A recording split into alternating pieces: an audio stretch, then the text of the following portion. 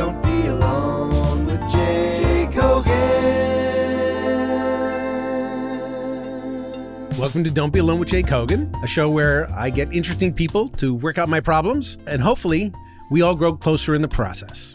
I'm your host, Jake Hogan. I'm a writer, kind of a performer, a philosopher, and I want to get closer with my friends, and I want to get closer with you. So if you have a comment or a suggestion, or just like the cut of my jib, write to dbawjaykogen at gmail.com. That's dbawjaykogen at gmail.com. And I will respond to you because I really do want to hear from you. And I need your questions and comments, and you got to do it. I'm demanding it. Today, I want to talk about my discomfort with the unfairness of the world. I find that the world is a very unfair place. And I know that. You grow up and you realize the world is an unfair place. But when you see it, when you see friends struggling, when you see people struggling, when you see people around the world struggling, you think, how can I help? And you feel helpless about it. And then you think, I'm not struggling. I haven't been bombed out of my house. I'm not starving. I'm not worried for the welfare of people I love. And I feel very, very lucky about that. But I also feel guilty that I feel lucky. So I'm trying to figure out how to do that. Now, I don't want you to say, oh, Jake Hogan's an asshole. He's, rubbing his good luck in my face. And I guess I am. So fuck you. I am rubbing my good luck in your face. No, I'm saying that I'm feeling odd about it. I have my whole life because I was born into nice middle-class family and I didn't have tons of problems. I have my own issues, which is fine, but I'm just generally speaking feeling lucky, and I want to feel better about it because it's my lot in life. And I could give away all my money, but that's not going to happen. And I could spend all day, curing people or working in Bhopal, India, helping people, but that's not going to happen either. I need something that I can do now that would make me feel good about life, and that I could live in a better world where those who have more give more to those who have less, and people who have less don't have to struggle so much. And that's also the other thing. This society that we live in right now seems the most unfair society I've ever experienced. And that's another issue that that's on my mind. Anyway, I'm going to talk about this with a very good friend of mine. Phil Rosenthal is a fabulous writer. He's also now a performer. He goes and performs. He's on television shows with Somebody Feed Phil. It's a great show that I watch all the time because I learn about travel, I learn about enjoying life, and I learn about meeting people. You should watch that show. You should also listen to his podcast, which is called The Naked Lunch, which is a really fun podcast he does with very great entertainment reporter named David Wild. And it's really entertaining, and there's always a good guest.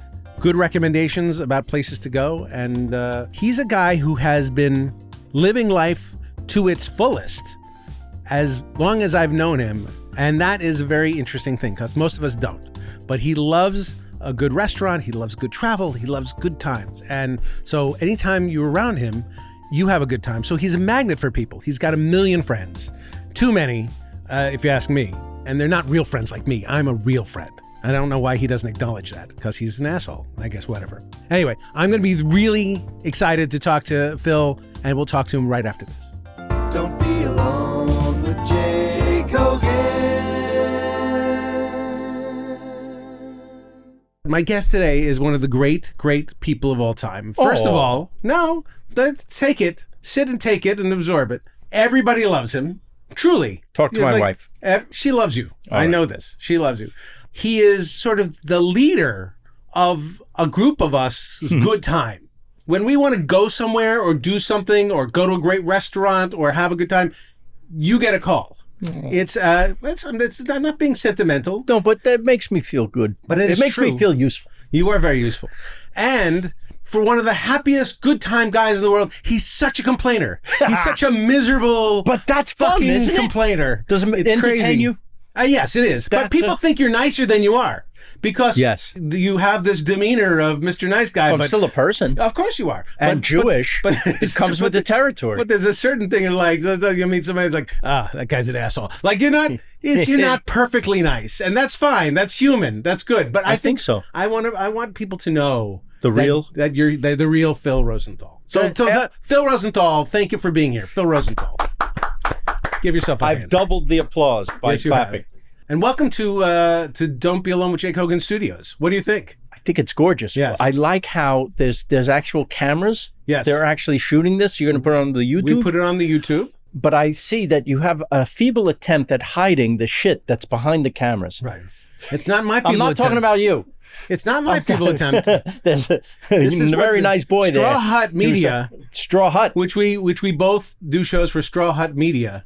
That's right. Naked Lunch is a Straw Hut Media production. I didn't realize that we'd be in an actual straw hut.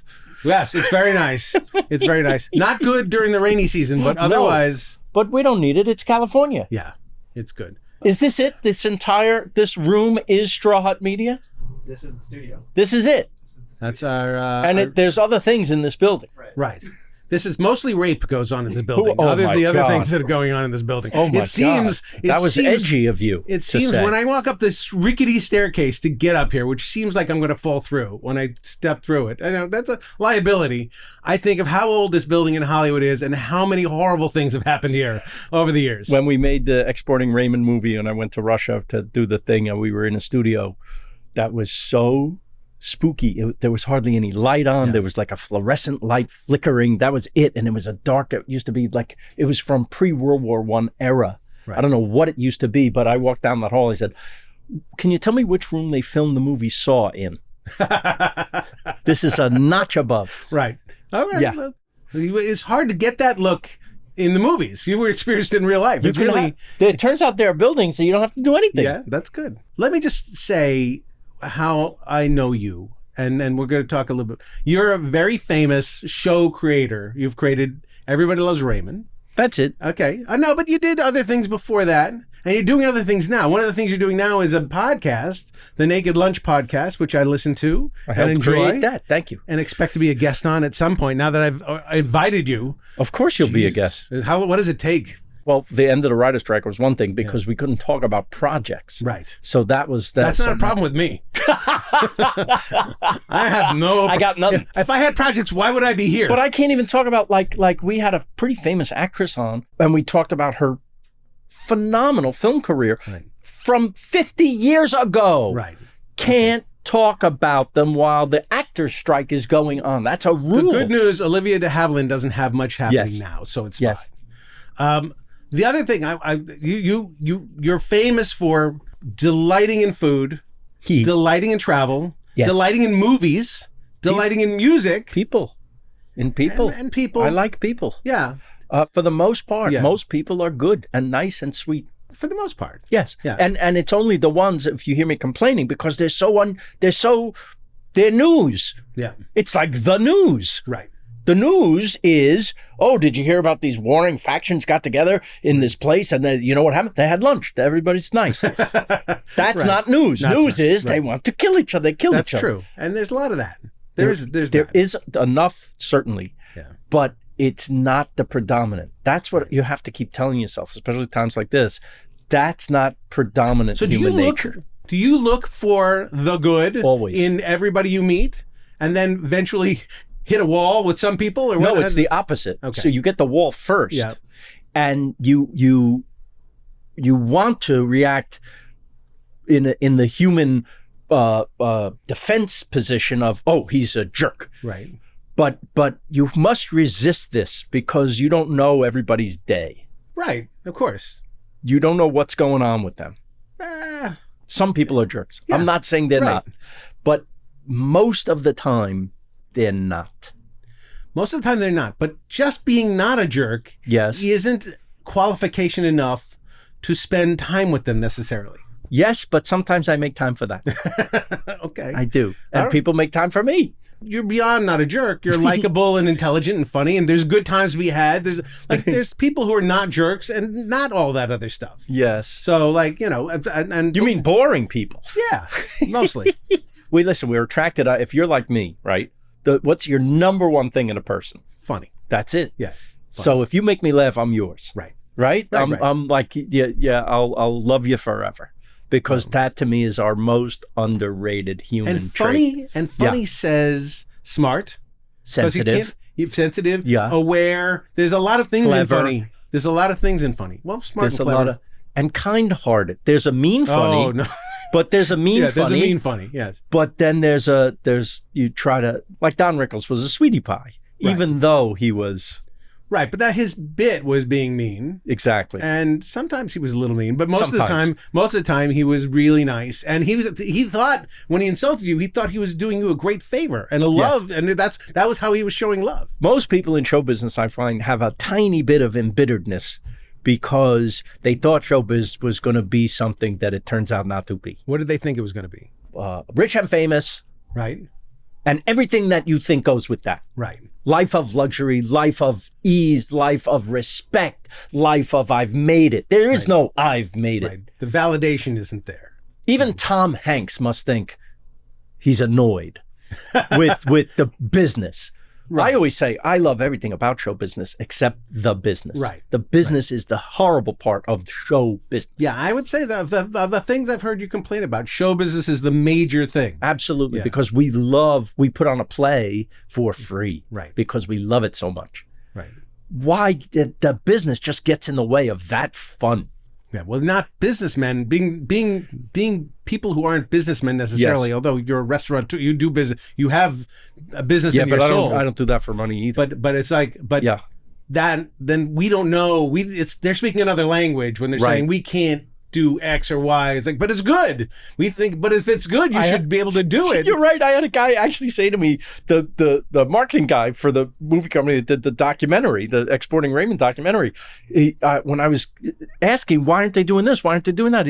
He said, Phil, calm down. I've seen your film. It's really quite good. But I have to tell you, when it comes to selling movies, good doesn't really enter into it. I said, that's the name of my next book. Right. Good doesn't really enter into Right. it. What I've been up to lately in Hollywood. That's right. But it's true. Like they're figuring marketing, they're figuring their expense, they're figuring, do they have something else like it? Is there anything else that we can use to pair this with? Like, what are we booking in the theater? They have a million things going on. So I forgive them being stupid assholes. No, but there has to be there. It used to be better, I think, and I'm Maybe. sure every generation has said why this. would But you think that? I don't know, because there were more movies about people. They made different movies, but Yes. I think I would say, my dad is a writer. He Yes, grew I in know. show business. And He would know Jack Benny. He did. He made sure I knew Jack Good. Benny. See? Yeah. Good for absolutely. something. And my son, I think, Yes. I gotta have. I'll text Charlie. I think he knows who Jack Benny is, and I think he knows Jack Benny's biggest laughs and biggest bits. So What a we'll see. great comic. For people listening who don't know, please just go on YouTube The best. and look at and Jack let's Benny. just for a second. Yes. Jack Benny's on Phil's shirt, a silhouette of Jack Benny. Yes. And we're wondering Iconic. who would know Jack Benny. Jack Benny has not been alive for 40 years Right. and was famous 80 years ago. And there's a good reason, if you listen to this, that you don't know Jack Benny. But if you can listen to something on the internet about Jack Benny, listen to one of his shows were great. Great. He had the ability to a very specific character. Yes. He was a really specific character, and he had a cadre of people around him who Yes. were also very specific characters. And Jack Benny, his thing was he was vain about his age, vain about his looks. He played violin, and he was terrible. He was enormously cheap, Right. and enormously competitive, Right. and he was, And it was all an act. and it was all an act. And what he would do as a But the genius, most self-deprecating act in history. of course, everything about it was Yes. make fun of me. That's right. And in addition to that, he spent so much time giving everybody else laughs. I know. It's such a lesson. Yeah, it's the Yeah. greatest lesson in the world. Yeah. So there was one of his biggest jokes. There are two jokes of I Jack love Benny. this. I love that you're doing this. The biggest joke that everybody knows is a robber comes up to Jack Benny, who's so cheap, and he puts a gun at him. And what does he say, Phil? Your money or your life. Right. And the audience begins laughing. Jack Benny doesn't even get the words out. No, but the pause Yes. is in and of itself the laugh. Right. There's a long, long pause after the robber says, your money or your life. And the audience Because it's a character he's laugh. so cheap. Yes, they he's know thinking about yes, it. that's And right. then he literally says a minute later, I'm thinking. Right. So this is a great joke. Another great joke that I saw is Jack Benny is on, and the Jack Benny show opens with Beverly Hills bus tour of the stars. Yes. And there is Lucille Ball's house, and there's Olivia de Havilland's house, and coming up is Jack Benny's house, and we hear from the back, getting off, and it's Jack Benny getting a free bus ride on this thing to 'Cause it go to his stops house. at his house. Exactly. Genius. Do you remember the Lucy show, the one after I Love Lucy? Yeah. From the 60s, I want to say. So Jack Benny's a guest. Not Here's Lucy, but the Lucy Show. There were two, that's right. Yes. Don't fuck with me on this, Phil. I really don't know if this one, Okay. what I'm about to say is from the Lucy Show or Here's Lucy. All right. Imagine this for a guest star coming on. They built a gigantic set. Why? Because he took Lucy to his vault. Do you remember that? Yeah. A gigantic, think about that set. But everybody wanted to see it. Hysterical. Yeah. It was like an Indiana Jones kind of thing to get to his money. On his radio show, they did an amazing soundscape of what his vault was going to be like, and they would go down 1,000 feet into a cavern, and there would be, old guards who'd been there for 1,000 years standing guarding the vault, and then creaky and weird, all that stuff. The only thing you can do on radio. But here they actually built it. But that's generous of Lucy. Yeah.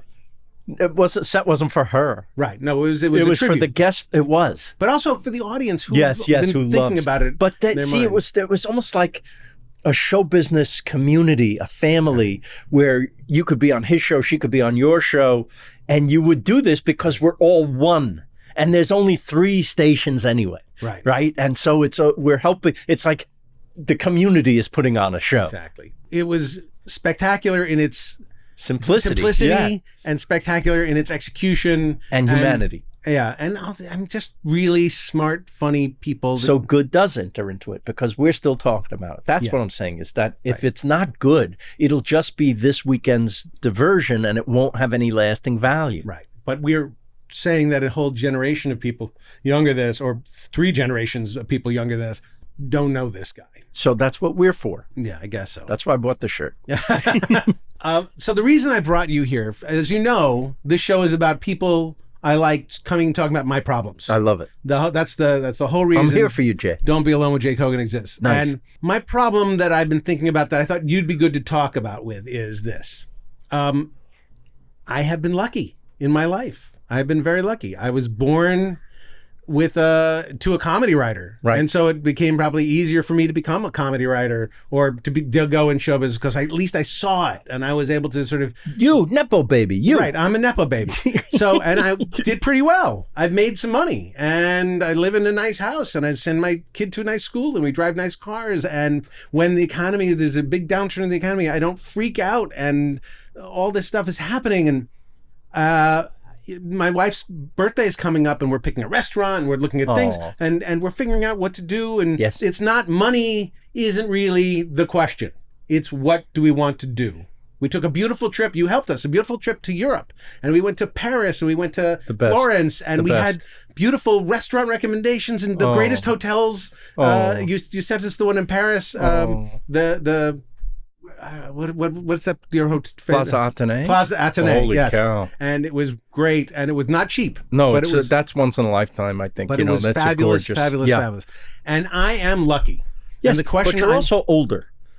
In other words, you're not some kid. 23. Yeah, but you weren't going to the Plaza Athénée at 23. I kind of was. I kind of was. I have to leave. You're disgusting. I was making Simpson producer money. Right. At the age of 23. Wow. And I had you're exceptional. I bought a house then and all kinds of stuff. Wow. So I didn't. It took me longer. So the question I have for you is, do I deserve this? Nope. And nobody deserved this. Okay, so No, what do we do? Yeah. Well, I agree with you that we don't deserve it. Yes. But then how do we accept it and how do we live with the idea that other people in this world are having real trouble? This is a real thing for me, especially as I do the travel show, right?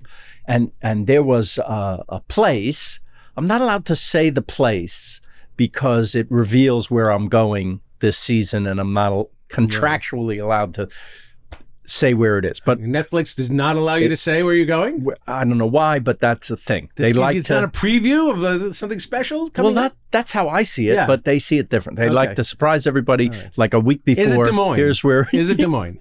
But there's a place in the world, and it's fine. You don't have to know the exact place. But there was a place, a very famous place, a very big place, that I was resistant to go to on the show, and this is now season 7. Right.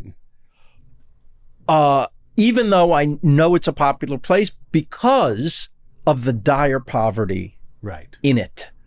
How do I go and do my feel good, hey, you should come here on vacation show Right. with such dire poverty? And it took me this many years until season 7 Right. to figure out what the answer was to this. And it was very simple, actually. Show the poverty. Not only show it, acknowledge it, Right. and help. Right. Why didn't you ask me? I could have told you could this have told me years that ago. at the beginning. Yeah. But everyone comes to it themselves. Yes. You have to. That's the best way. Right. As we're allowed to enjoy the world and the fruits of whatever labor we've had in the world. Right. But that's my issue. You are allowed. The fruits of our labor are overpaid. Yes. And So- unfair in Exactly. Yeah. So how do you reconcile that? The only way is to help other people. Yeah. That is there is no other way. Right. What would you say? You could listen. If I was a saint, I would take a vow of poverty and donate everything I've ever made to the right. Right. But it's my life too, and I have a family, and I'd like them to enjoy life too. Right. And I feel like I can live a guilt-free life if I help other people. Okay, let me ask you this. Can I do this without helping anyone? Nope. Okay. You have to right. pay it forward. Right. But there are people who don't give to charity in any way, who hoard everything. Right. Those people I don't understand. Well, you know, I sometimes you could look back on where they came from and they had nothing, and they're Okay, they but think now it's that gonna, you have everything, but the little you can child give. in them thinks it's still They going to need get it. taken away at any moment. I that get kind it. of thing. They Yeah. got to get over that. Yeah, I agree with you. But that's We're only here for a little while. we can understand right? if we dig deep in somebody's soul. Sometimes we can I'm not understand. saying there's not a reason for it. I'm just saying get over it. Yeah. If you have a lot, I mean, it's literally you're eating a feast Right. while the person right next to you is starving. You're not going to give them any? Right.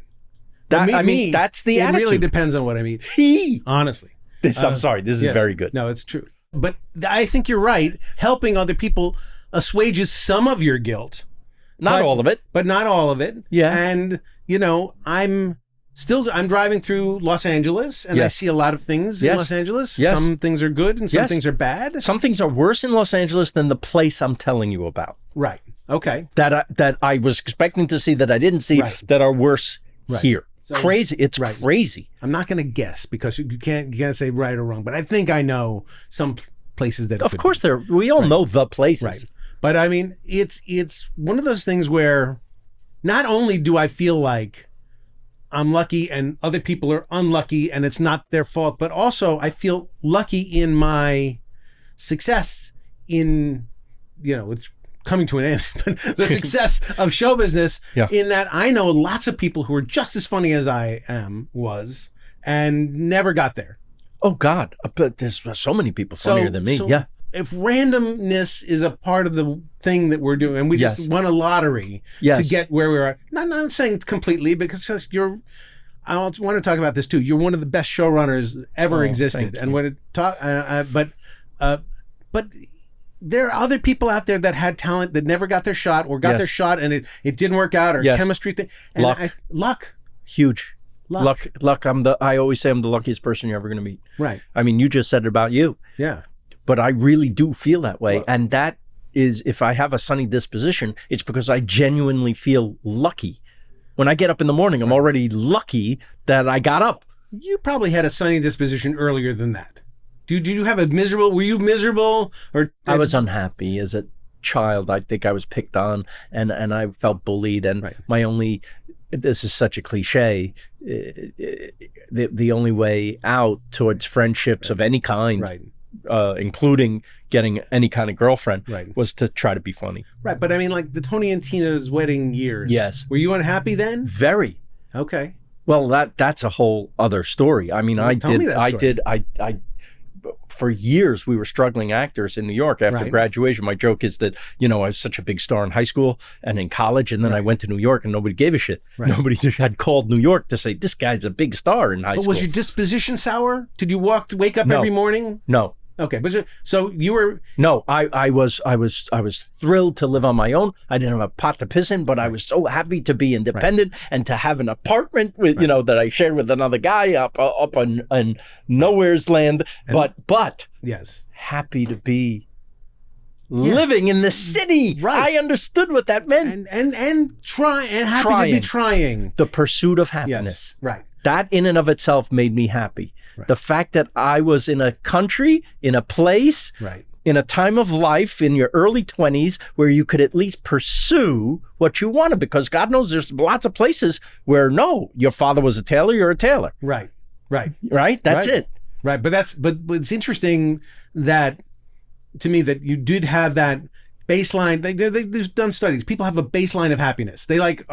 It's a nurture nature kind of thing, but people Yes. are generally speaking some level of happiness, and then things can affect it in one way or another. But, people who wake up in the morning ready to make a joke Yes. are people ready to make a joke whether or not they're wealthy or not wealthy, or whether or not things are, there's a baseline of happiness there. I didn't realize how good I had it until I went to college and I saw the kids who came from either broken homes or Right. terrible homes, even abusive situations.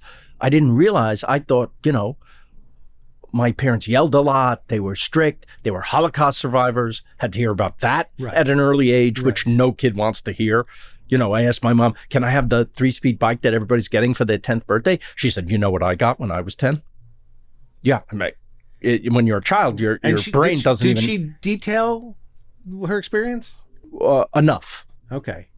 But it's interesting. Some don't talk about it. Some do Right. talk about it. Yes. And I don't want to get into all the stuff that she went through, but she pretty much lost her father, and that affects a person, Yeah, of course. and that carries on. And there's a group Yeah. of children of Holocaust survivors. Why? Because those people were shaped by the worst thing that ever happened, and then they can't help but bring it home. Right. That's exactly right. That's just a thing. Right. That said, my parents were phenomenal. My parents, who I have enshrined in my work, Right. were funny and sweet and generous. They had other problems, but geez, I mean, that's how lucky. What was the best quality of your mom, the best Yeah. quality of your dad, and Yeah. the worst quality of your mom, and the worst quality of your dad? Wow. Okay. Well, let's start by impugning them. No, I think they were sensitive, funny, educated, cared about art and music, taught me all about that, was the value system was solid, Okay. right? Right. Funny and kind and so supportive. Like, I remember I was a kid in New York. I'm trying to make it. I have 3 lines in a bad Shakespeare thing in a warehouse in Midtown West, all the way by the FDR. Mm-hmm. The place is so cold.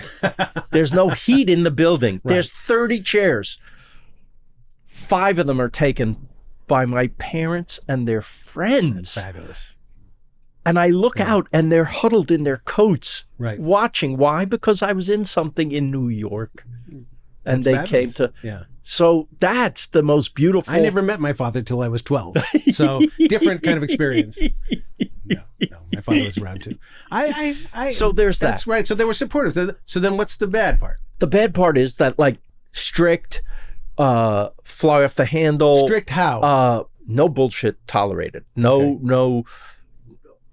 I would never have dreamed of cutting school. Right. Ever. Right. Because I would be killed. Honesty, you can't cheat on a test. You Right. can't do... This was like... Yeah. And school was very important, to the point of, like, always taking the teacher's side over my side. And I acted out in school, a bit. And I felt like they weren't on my side in that way. Right. But they were. Yes, I just didn't know. Yeah. Right. I didn't know that even in first grade, when I had problems with the Right. teacher, I didn't know that my mom was on my side, and that she went to talk to the teacher about her, whatever prejudice was against me. Right. She wouldn't tell me until way later. She said, I couldn't tell you because I didn't want you to not have respect for the teacher.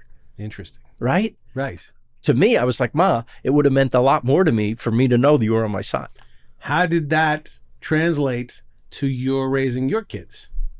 I'm never on their side, so that's a... Were you strict with your kids, or were you sort of like, I'm going to go the other way, I'm going to be super loose? And... In certain ways, you're shocked at the values of today's kids. I'm going to sound very old now. You always But sound old. Yes, There's not I was born a old. moment in time that Yes. you don't sound like you're ancient. I know. Okay. but the values are just not the same, whether it's because of social media or their peers or whatever it is. Right. Our values, and I'm sure our parents felt this way about us. I mean, what Like what? The big value that's different from your son and daughter. Why work if I don't have to? Okay. My kids have things that I didn't have. Right. We didn't have money. Right. My kids were raised with money. Right. Why should they think differently? Right. Unless I say, hey, you know what? Not everybody gets this. Right. We're going to give this to this. How about helping another person? Right. You know, they have to be taught that. And sometimes it's not easy to teach that. Right. But they are both, now that they're grown, Right. fabulous, great, phenomenal people. And working. Yes. Okay, there you go. So it had worked out anyway. I think. Okay, that's good. Listen, we worry about the kids and then they turn out great. But maybe they wouldn't if we didn't worry. Maybe a lot of things in life wouldn't be great if we didn't worry about them a little. Maybe. Even as a writer, Yeah. when you have a script ahead of you, do you worry about it? Of course. So do I. Yeah. I wish that I was like these writers who get up every morning and they write, and it's just what they do. It's like going for a walk in the morning. That's just what they do. They're not real. That's not and real. they like it. No. That's not real. There are 2 writers in the world like writing. Tell me they're shitty writers. Tell me that makes a shitty writer.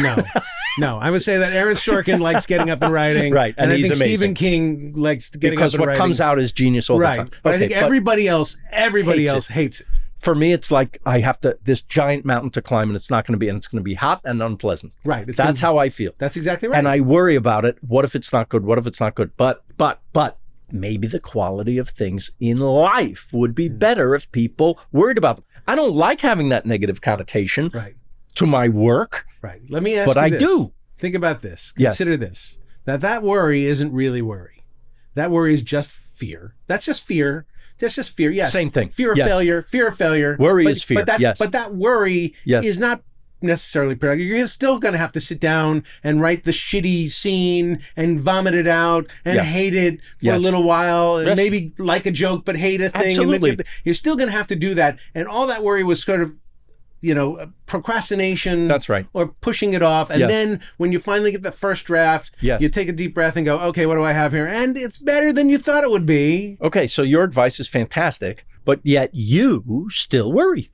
Because I'm fucked up. Yes, but me too. No, but so is everybody. I'm trying very hard to be more freewheeling with that first draft process. Right. And just write stuff and allow myself to be shitty. To be shitty. Yes. And then know that I will either fix it or I'll call my friend Phil and have him read it and get it fixed, but it won't be the world's worst thing ever to be written. It's like we don't want people to see us half dressed. Exactly. Right. But we all look like this. We all look like this. And exactly. And I have a group of people I send my drafts to, and they'll say, this is good and this is good. Not so much here and not so much here.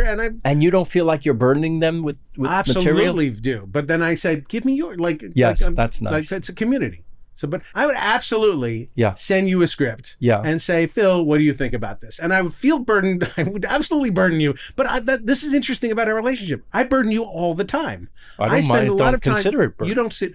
I call you about recommendations for things that you're not invited to. Like I'm going to. Hey, wait a minute! I just realized that I'm going to a restaurant or I'm going to a thing. I'm going to a place that I'm not invited. No, and I've stopped doing it since I listened to your show. Now I hear a lot of recommendations on your show. I don't have to call you so much because you say things and restaurants and other places, especially in Los Angeles, that I should go to. Are we having lunch today? We can after this. Look where we are. Actually, as a matter of fact, I brought a sandwich. A croissant. Oh. And I want you to eat it and tell me if it's good. I want to do. Is it from a bakery? It's from downstairs. I want to know. First of all, it's soft and nice. Right. Already from the feel of it. Right.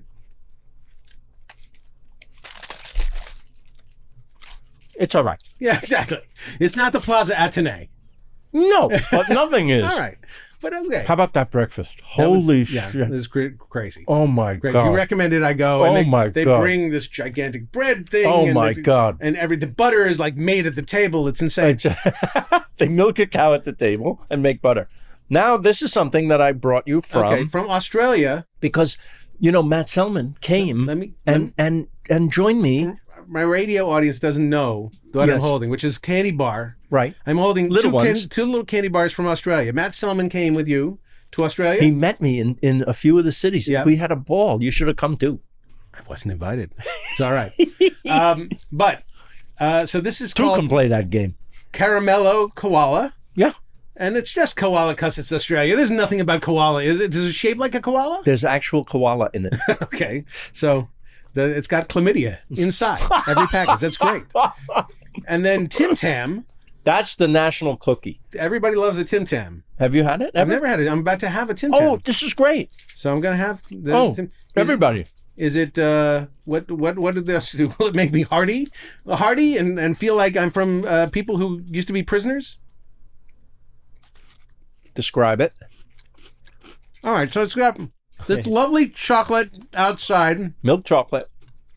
Inside is a wafer and then cream. It's a nice thing. It's delicious. Yeah. It's not unlike if somebody poured chocolate over a sugar wafer.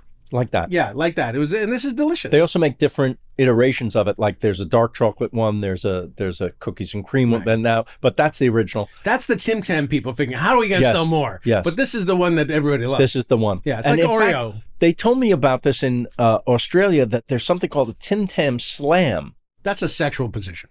I'm not good at it. All right. But there's a drink there that's like their version of Nestle's Quick, and you're supposed to make that drink and then bite a corner off the Tim Tam on one end and then the diagonal corner on the other end and sip this chocolate milk through it. Wow. And that's called the Tim Tam Slam. And so I tried doing that and I couldn't get it to work. So if you're listening, people, can you tell me? I need better instructions. It's probably online. So, I could probably you look should it up. write in at dbaw, Jaykogen at gmail.com. That's Yes. Don't Be Alone with Jay Kogen. That's you. Jaykogen at gmail, and give me the answer, Australians, because we want to know Tim what's Tam going on. Slam. And is it better than Molly? Because that's the other thing. If you just took Molly and you had no Tim Tam at all, you might be doing You better. might be slammed in a better way. In a whole other I've never done Molly or anything like Me it. neither. Me neither. But I heard about it. You know what? Your next podcast. It's We doing do Molly. Molly. That's awesome. I would try it. I would try. We might get a lot of listeners. I'm if you- about experience, so I would Yes. try something. Although, is it addictive? I don't want to try anything addictive. No. But I do have in my bag. Hold on a second. I have some heroin if you'd like. Okay, to no, try. that's addictive. That's exactly what I'm talking about. Okay. That's You don't want exactly what I'm. Yeah, the opium, not so much. If you're not in pain. If you're in pain, weirdly enough, not addictive. Speaking of Anything addiction- else I can help you with? No, Jay? I'm not done was here. Was that the, no? the Because guilt we thing? haven't alleviated my problem, which is I'm still unfairly doing well. Yes. And I am, and I'm still not good with the idea that life is this unfair.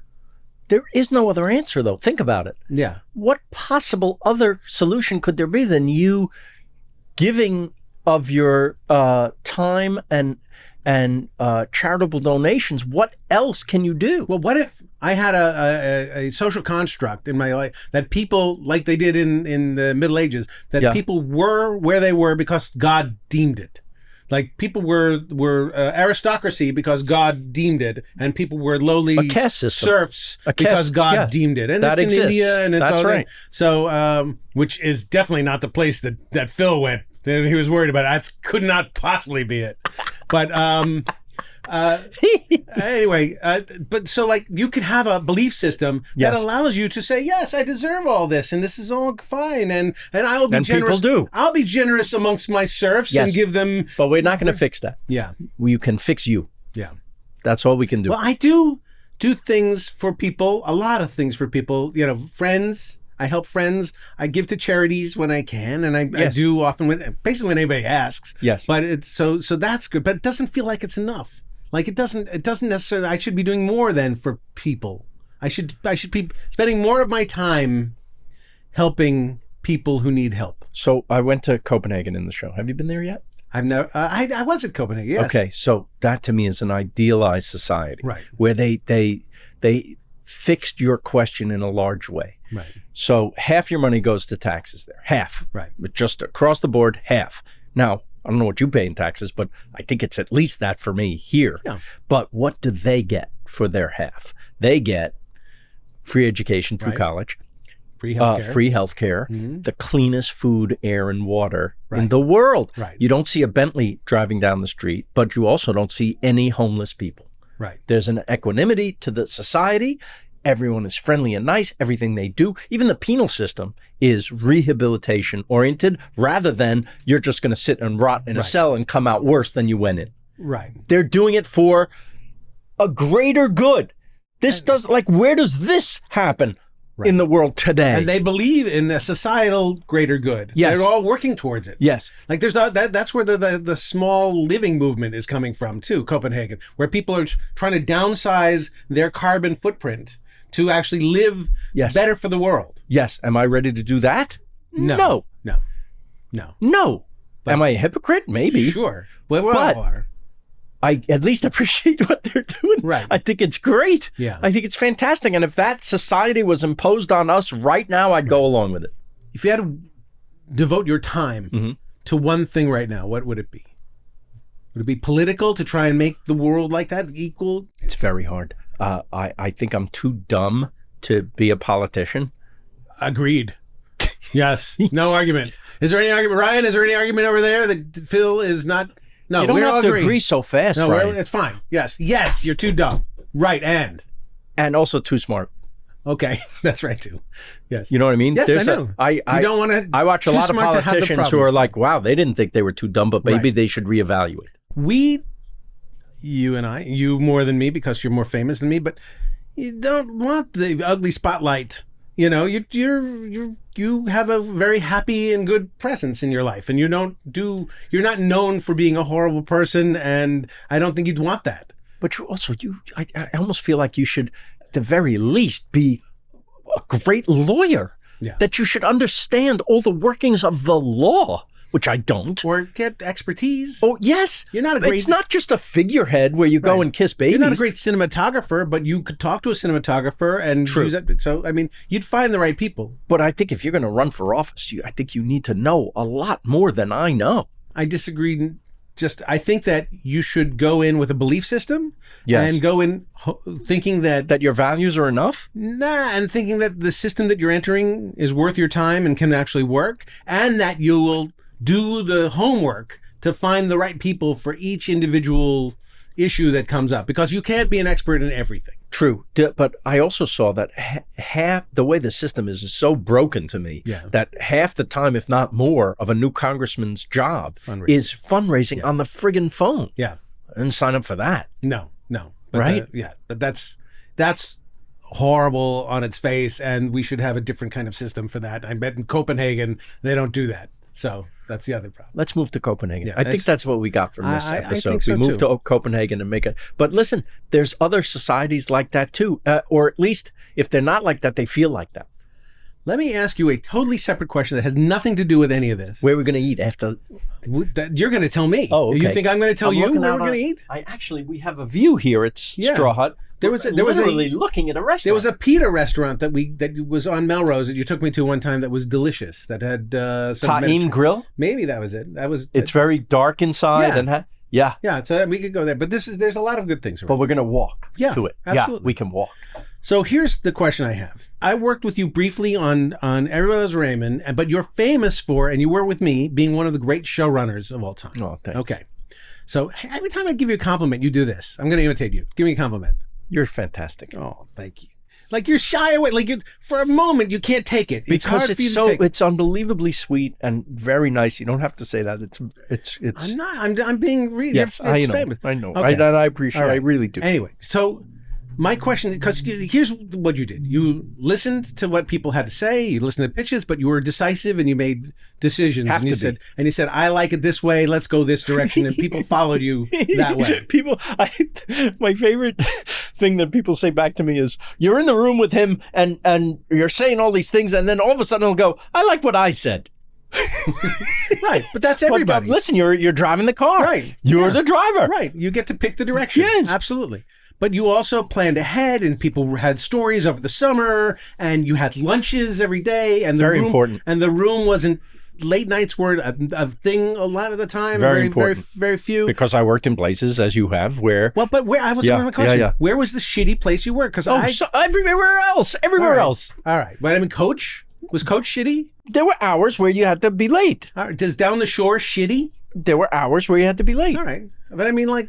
I knew there was a way to do it while I'm on the other shows that it didn't have to be this way.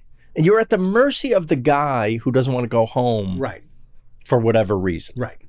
Or doesn't know how to make this work so that, and I figured or their process is just, I have to go over every possibility before I decide.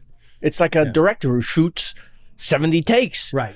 Because they make sure they have every angle and the thing. Right. I'm not going to use that angle. Why would I shoot that? That's why you hate Stanley Kubrick so much. I love him. I know you do. So that's from pointing out. Maybe there's a reason why some people do that. I got to ask Jack Nicholson about that very thing. I got to talk to Jack Nicholson about making The Shining. Right. I say, how do you, as one of the great actors in the world, put up with 70 takes? He goes, there's a. If you're working with a master like that, you understand that he's going to get it. And he has his process. Right. And so you can fight it or you can relax and just do it. Right. I said to him once, this is Nicholson talking, I said to Kubrick once, Stanley, I don't know how else to do it. And he goes, I know, let's just keep going. He goes, do you know what it is that can you tell me what you're looking for? Because maybe I can do it that way. He goes, I don't. He says, so how will you know when we have it? And Stanley Kubrick said, when it's interesting. Wow. That's like, you realize that every shot in every Kubrick film is interesting at the very least. Right. The shot is interesting. Everything is this perfectly composed photograph that you could take any frame of and put on your wall because it's a brilliant photograph. And then it has meaning as well. So I love that. It's not my process. No. I don't have the patience for that. Right. Or the smarts for and that's not the kind of thing that makes a writer's room work at a sitcom either, because you're going to be doing people who live in front of an audience. You got to go. Yeah. We got to go, people. We have a limit. We have 4 days to make a show. We don't have 70 takes. So did you, like, I had a lot of shows I worked on, some with great showrunners and some with terrible showrunners. And that, for me, taught me what I didn't want to do and what I wanted to do. You learn just as much from what not to do as you do from what to do. Right. But you took it beyond most people in that era making shows. You were doing even more. I did invent a system. Yeah. The system was, the first season is rough for everybody. And even we had a couple of late nights, maybe even had to come in on a weekend. Because you're shaping what the show is. It's like building a giant thing from nothing. But now, here comes season 2. We know what the show is. We know what works a little bit more now. So I assigned this story? Yes. That's assigned every writer a story before we left. Right. And we were going to stay an extra 2 weeks. Now we're exhausted. Right. But we're going to stay an extra 2 weeks, which is going to cut into our 2-month hiatus. Correct. Before we come in for pre-production, which is a month before the show starts shooting. Right. But 2 months is your free time. I'm taking away 2 weeks of your free time. Why? Everyone is going to leave for their hiatus with a story that has been broken, meaning we've all approved this story. We've all signed off on the outline of that story and all the beats. And now, to make it even worse for you, you're going to write that script over your vacation. Right. But the hard part is over. Right. Because during that 2 weeks, so we come in with 1 month to go before the show starts shooting season 2. We come in with 10 first drafts. That's amazing. And now we're spending that month not trying for the first time to come up with what stories everybody's going to do, but by the end of that month of pre-production, we have 10 finished scripts and people are already starting on their next ones. Right. We're so ahead. That's so great. That's the only way. It's so great. Well, that's not the only way. Most people don't do it that way. No, but the only way to stay ahead. Yeah, that's fact. That I could think of after having done it for 5 years on other people's shows. You know who else's life you make easier with? Everybody's. You make all your The whole thing. production stuff. Everybody knows what's coming. Everybody Yes. knows what's happening. If Yes. they have to get some Yes. weird prop or cast some great actor, Yes. they've got a head start like nobody's business. It's fabulous. It's preparation. You ever work on SNL? No. Have you ever been there? 1,000 times. Okay. Yeah. You see how they run that thing? It's a miracle that anything is ever funny. Right. The way it's They run. love seat of your pants late at night, Seat of 3 your in the pants. morning. They're lucky they have Yeah. pants. I know. The Tuesday night is the only writing day. Right. That shows a friggin' miracle. Right. Well, who doesn't pre-write their stuff and then come in Tuesday with stuff? Like, I mean, that's the only, if I was a Doesn't seem writer, like that. If I was a writer on SNL, that's all I'd be doing. The great sketch last week that was Nate Bargatze, the George Yeah, Washington yeah. sketch, Right. which is one of the best sketches that I think They've they've done in ever years. done. Right, Yeah. right. The guy said, I've been sitting on that for a long time because he was waiting for the right guy, and Nate was the perfect guy to do Of it. course. And it was great. But that's what I'm saying. There's no substitute for preparation. The best things aren't just thrown at a wall. But You I know. mean, I'm sure that some of the funniest things ever in life on that show, like the cowbell. Yeah. Will Ferrell did not reveal that he was going to wear a shirt that was 3 sizes Right. too small until shoot night, which is why everyone's laughing. Because as he bangs the bell, his shirt is riding up and you get his belly. Hysterical. But those are so few and far between, the moments like that. Yeah. Make it good by design, not by accident. True. Saturday Night Live is always been not a dream place to work because I've never worked it, but it's always been fascinating to me, and Yes. I've hung around it for the Yes. last 30 years. Yes, because you I know a love lot of watching it. people who- I know a lot of yeah. people there, Yeah. and it seems exciting to work at 30 Rock, exciting to do a live show and all that stuff, but it also seems miserable, and there's so many miserable people there. They are being because miserable. their sketches got cut between dress rehearsal Yeah. and show, and so there's nothing to show Even for it. when your sketch is on, I watched George Yes. Meyer, from this, just hating. Yes, because if the switcher Yeah. doesn't get it right, Just your hating sketch is ruined. everything. Yes. I watched Bob Odenkirk furious. Yes, at of the- course. It's just Larry David quit. yeah. It's very hard. It is hard. I got to work there for 2 weeks. One was the first time Ray hosted. Right. I got to go and we got 2 sketches on. I was shocked that they even, and so we loved it. right. Second time, I don't know what happened. No sketches on. And we didn't like that experience at Right. all. Yeah. But that's show business. Yeah. That is. You agree to do it. You Yes. agree to do it. It's fascinating to watch. It's a fascinating process, but it's not a process that I could do. Exactly. And I'm from improvisation. I get on stage every week and do horrible, sketches. You still do it? I still do it. Oh, I still have do to it. come. Where is and it? There's a theater called the Fanatic Salon on Venice and Sawtelle, and my group meets once a month, and we do an evening of improv. And I'm not unafraid to be bad or Yeah. whatever it is. Yeah. I'm just I like that. That's great. That thing, but it's not the same thing as writing, and it's not the same Yes. thing that I would put out Yes. for the world to see. The best class I ever took in anything was Groundlings on this street. Yeah, down the street. I'm a Groundlings guy. I used to. It's be. phenomenal. I did in New York. I Yeah. took a class or two and I loved it so much. I think everyone in life should take an improvisation class because life is an improvisation. What are the big takeaways that you took from the improv? Well, the whole philosophy can be boiled down to 2 words. Okay. Yes and. Right. So yes and is actually a philosophy of life. When you're improvising with someone, you have to acknowledge what the other person is giving you. Like if you're saying, I'm a fireman, I'm here to inspect your building. I have to go, come in, Mr. Fireman. Not, you're not a fireman. That's the end of a sketch. Right. So you have to acknowledge what the other person is giving you in the sketch. And the and part means add to it. So that's life. Right. Accept what's given you and add to it. Make it better. But I love that. how about this lesson that I took away? Yes. Any idea could be a good idea or a bad idea. Every single idea could be a good idea or a bad idea. It's all the execution. Absolutely. But And that- how you don't often know do that. you see that? No, you don't know that until you're in improv and realize, okay, somebody makes a suggestion of a place or a thing or a word. Yes. And that could be the greatest. You watch Yes. somebody be brilliant with it and you watch another person be horrible with it and you go like, okay. My wife and I were just talking about that because we just watched a movie called No Hard Feelings. It's on Netflix now. Did you watch it? I did watch it. Okay. I think it's a stupid premise and an even dated premise. And like, are you kidding me with that premise? Right. Executed perfectly.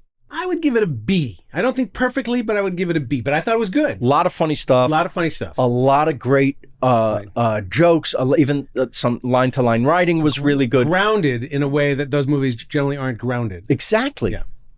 With real feeling and real thing. But the premise is really, like, that's, to me, is a bad idea. I'm like, and apparently it's a true story. They skip over it very quickly, which is this girl will get a car that she needs if she has sex with these parents' kid. Like there's two adult parents want to have their kid who's a virgin not be a virgin, so they pay this girl who's not a prostitute, but who just says, okay, I need the car, I'll do it. That's called a prostitute. Right, but they skip over that fast. Well, they have a tiny scene of justification. Right. But my wife and I are looking at each other like, these are the values? This is what we're saying? This is the premise of a comedy for the people? But even in the hookup culture, I think this would be a very iffy situation. That's called prostitution. That's what it's called. Once you're over that little hump, you're into, I mean, she's phenomenal, and the kid was phenomenal. Everybody in it is really good. Everybody, it was a great, a very enjoyable rom-com. But you're right. Think about it. That could have been a terrible movie, given the terrible premise. Right. It's how you do it. It's how you do it is more important. Yeah, absolutely. I have a thing that we do with the question time, which I'm going to skip over because we've been so verbose and chatty. We're not going to do question time. We're going to skip right to listener mail. Oh, I like that. Now it's time for listener mail. So I get listener mail, and I want people to, I desperately need your listeners, the three of you. I need you to send in your questions to me and my guests, and it's dbawjaykogen@gmail.com. That's dbawjaykogen@gmail.com. It's cumbersome, but worth it. And send me your questions so that we can help you with your question of life. So Rachel asks, how do you know when a connection has made the I'll help you move phase, which is arguably the greatest measure of a friendship? First of all, this is a young person's question because I'm not helping anybody move. I don't know. I would sooner write a check than help you move. Right. Here are people who do this professionally. Here you go. But what if kids? What if I called you and I said, I have these precious items that I have to move. I don't trust a mover. Yes. And I want my friends to help me because they know how important these things are. Yes. And I will have 5 of my great friends come. It'll be fun. And you'll come 2 hours. You're going to help move something into my U-Haul truck. Yes. I'm very sorry. My back hurts. Okay. All right. There's nothing I could do to get you there. I swear to God, I love you. Here's some money to make this problem go away. I can't do it with money. I'm sorry. I'm no use to you. What if I'm very sorry. Monica? But when you're done, if you want a place to eat, let's talk. I call Monica and say, I really need She would do it. She would do it. She's a better person than you. She's a better person. She's a better person. I'm saying it on the air. By the way, my wife sends her deep love to you and your wife. Oh, and she doesn't say that. I hardly ever see her. I know. She loves you. you. You keep her in a ditch in the basement. There's something about women who seem to like being at home. My wife is one of those. She just likes being at home. Yeah. And so people think they don't like. Like when we go to dinner. Yeah. My wife's like, go have fun. Right. She wants to go with the people she knows. I understand that. Yeah, I don't know. I mean, once in a while. Yeah, come out once in a while. And every time she does, she loves it. But there's something there. Yeah, it's like they're nesting. I don't know what it is. Let's try to fix them in the next episode. It is true. All right. So yes, your wife is a very nice person. So delightful. So's yours. My wife's pretty good. Pretty good. I'll take it. But I'm not helping you move. That's all right. But the person is asking, how do you know when it's the only way to know that is to test the waters and say first, hey, you busy Saturday? Right. And then I need some help moving. And that Jack Benny pause that you get is going to tell you everything. Well, I think what you just said is very wise. Yes. Because it's not knowing that a person is connected to you. It's asking a person to be connected with you. In other words, is reaching out.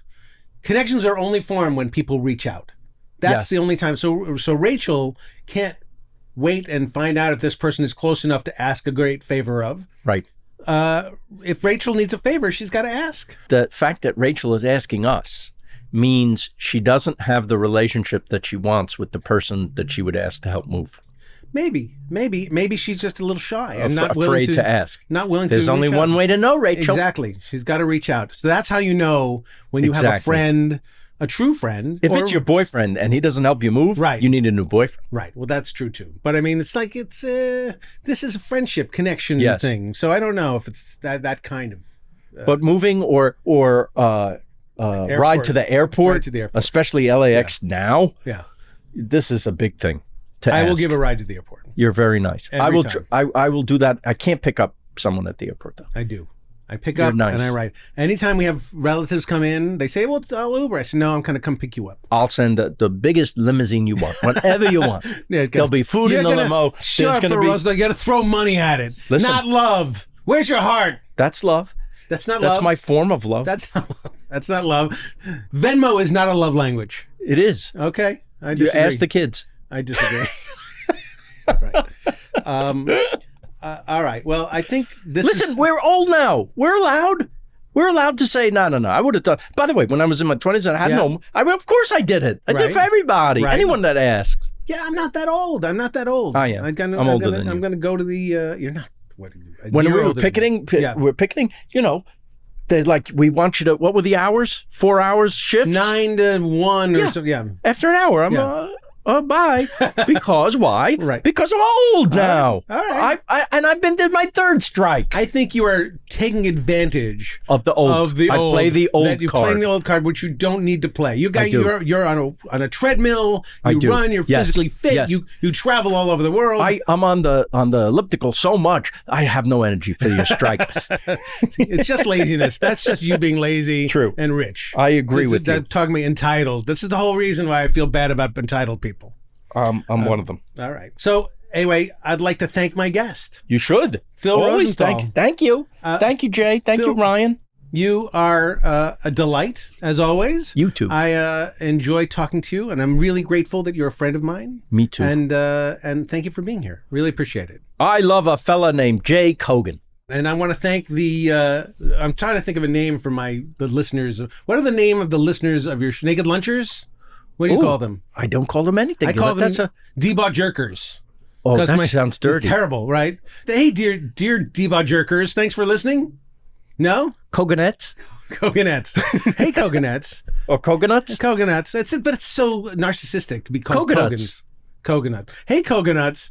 Dear That's Coconuts. cute. Thank you for listening. I'm going to talk to hey, dear Coconut. Thank you for listening and spending time with us and spending time with me. Now go into the world and do what Phil says. Share something. Do something for somebody else. Be nice. Be nice to somebody. That is, no matter what your situation in life, it is going to make you feel better. I'm Yes. not just saying that. No, it's true. When you think you have problems, right. go help somebody else. The best way to get out of That's any true. depression is to help other people. That's right.